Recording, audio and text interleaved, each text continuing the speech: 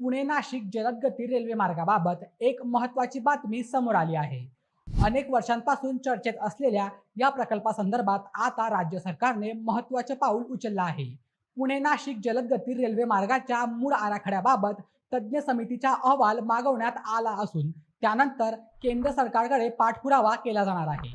या संदर्भात पालकमंत्री राधाकृष्ण विखे पाटील यांच्या नेतृत्वाखाली पुणे, नाशिक आणि अहिल्यानगर जिल्ह्यातील लोकप्रतिनिधींच्या शिष्टमंडळाने मुख्यमंत्री देवेंद्र फडणवीस यांची भेट घेतली। या बैठकीत रेल्वे मार्ग मूळ प्रस्तावित मार्गानेच व्हावा अशी मागणी करण्यात आली।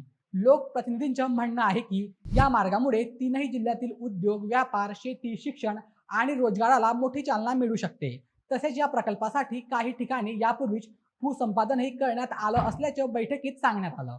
यावर मुख्यमंत्री देवेंद्र फडणवीस यांनी सकारात्मक भूमिका घेत तज्ज्ञ समितीचा अहवाल मागून त्याचा अभ्यास केला जाईल आणि त्यानंतर केंद्र सरकारकडे योग्य तो पाठपुरावा केला जाईल असं आश्वासन दिलंय।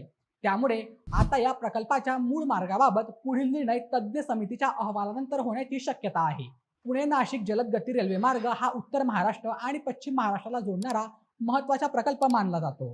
हा प्रकल्प मार्गी लागल्यास प्रवासाचा वेळ कमी होण्याबरोबरच उद्योग, पर्यटन आणि स्थानिक अर्थव्यवस्थेलाही मोठा फायदा होण्याची अपेक्षा व्यक्त केली जात आहे। त्यामुळे आता या प्रकल्पाच्या पुढील हालचालींकडे सर्वांचेच लक्ष लागलं आहे। तर मित्रांनो, तुम्हाला काय वाटतं? पुणे नाशिक जलदगती रेल्वे मार्ग मूळ आराखड्यानुसार व्हायला हवा का? तुमचं मत आम्हाला कमेंटमध्ये नक्की सांगा आणि अशा व्हिडिओसाठी आपल्या बोलमेटच्या YouTube चॅनलला सबस्क्राईब करायला विसरू नका। धन्यवाद।